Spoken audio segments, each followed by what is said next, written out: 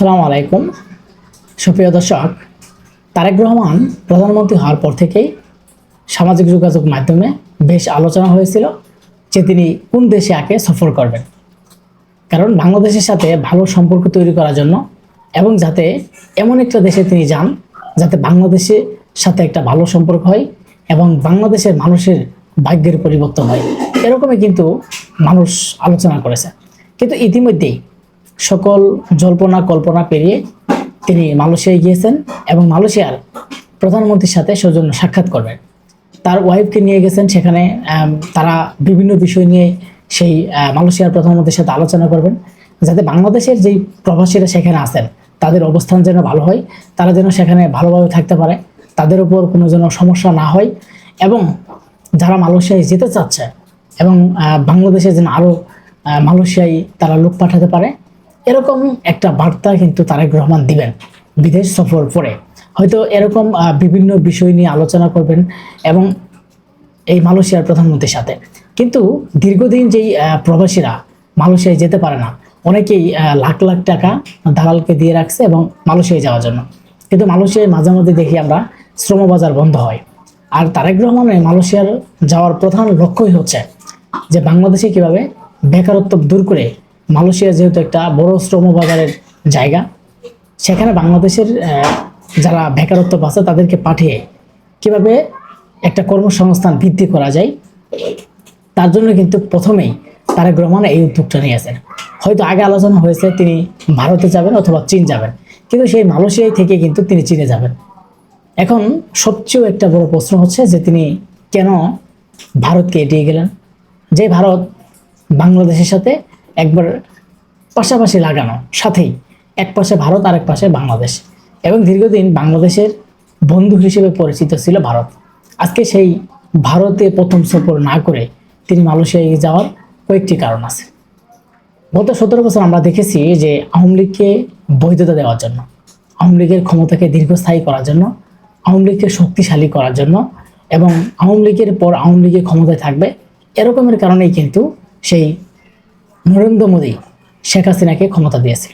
এবং কি বাংলাদেশের পররাষ্ট্রমন্ত্রীরাও সে সময় তারা বারে বারে ভারতে গিয়ে বলেছে যে, ভারত বলেছে যে তোমরা এই ক্ষমতা থাকো, এবং তারাও বলেছে যে আমাদের সুযোগ দেন, আমাদের ক্ষমতা থাকার সুযোগ দেন।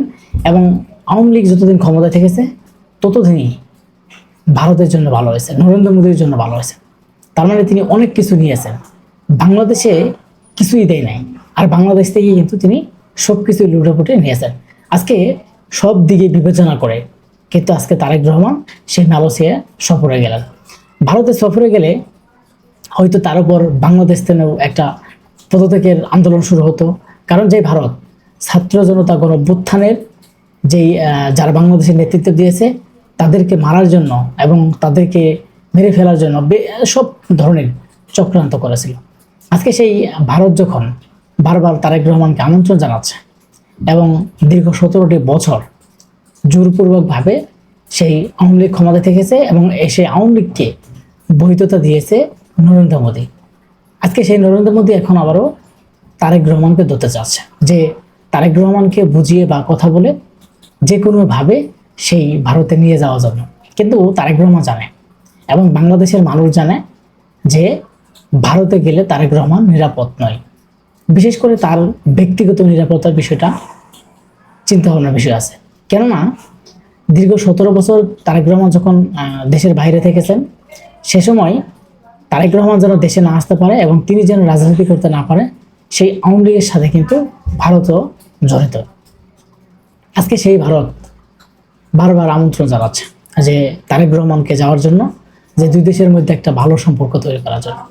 কিন্তু ইতিমধ্যেই তিনি যেই পরিবেশ তৈরি করছেন নরেন্দ্র মোদী, পশ্চিমের শুরু করে দিয়েছেন এবং বাংলাদেশের সরকার বিরোধী তাদের এমপি মন্ত্রীরা বক্তব্য দিচ্ছে। বিশেষ করে বিজেপি সরকারের একজন মুখ্যমন্ত্রী শুভেন্দা, তিনি বাংলাদেশকে নিয়ে নানা ধরনের বক্তব্য দেন এবং বাংলাদেশের প্রধানমন্ত্রীকে নানা ধরনের বক্তব্য দেন এবং তিনি আওয়ামী লীগকে চান, আওয়ামী লীগ তার কাছে অনেক ভালো দল, বিভিন্ন বিষয়ে তিনি আলোচনা করেন। আজকে সব কিছু মিলিয়ে দেখা যাচ্ছে যে তারেক রহমান তিনি সেই ভারতে সফরে না গিয়ে তিনি মালয়েশিয়ায় গেলেন এবং তার হয়তো সেখান থেকে চীনে যাবেন। তার এর মধ্যে কয়েকটি কারণ আছে।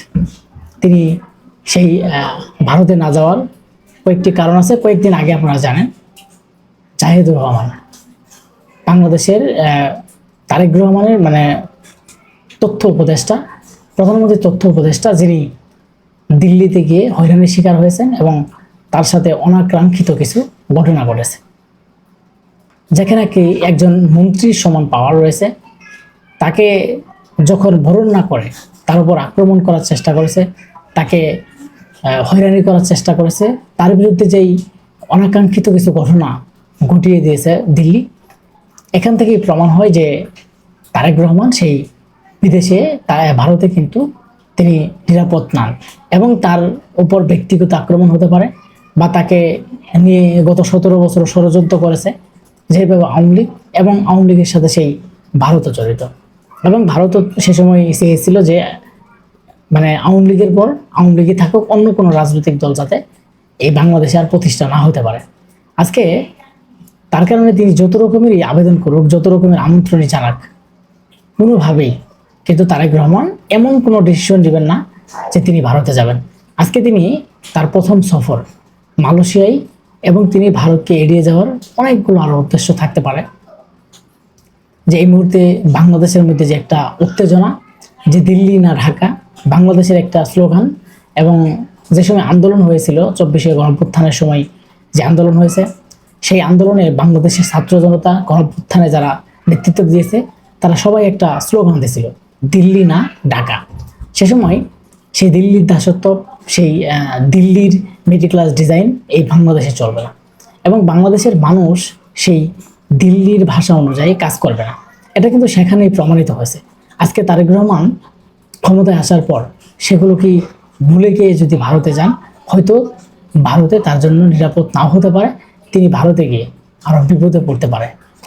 সব কিছুই তিনি চিন্তা ভাবনা করে বা সব কিছু তিনি ডিসিশন নিয়ে হয়তো তিনি ভাবলেন যে এই মুহূর্তে তিনি যদি ভারতে না যান তাহলে হয়তো তার জন্য সবচেয়ে নিরাপদ, এবং বাংলাদেশের মানুষ আর আন্দোলন করবে না। কারণ তিনি সরকার গঠন করার পর থেকেই বাংলাদেশের মধ্যে যে একটা অরাজনৈতিক এবং বাংলাদেশের মধ্যে যে একটা উত্তেজনা শুরু হয়েছে, সীমান্তে বসিন এবং অর্থনৈতিক সংকট এবং তেলের সংকট, বিভিন্ন ইস্যু নিয়ে তিনি একটা চাপের মধ্যে আছেন। আর এই মুহূর্তে যদি তিনি ভারতে যান তাহলে দেখা যাবে যে বাংলাদেশের মানুষের কাছে তিনি আরও চাপে পড়ে যাবেন।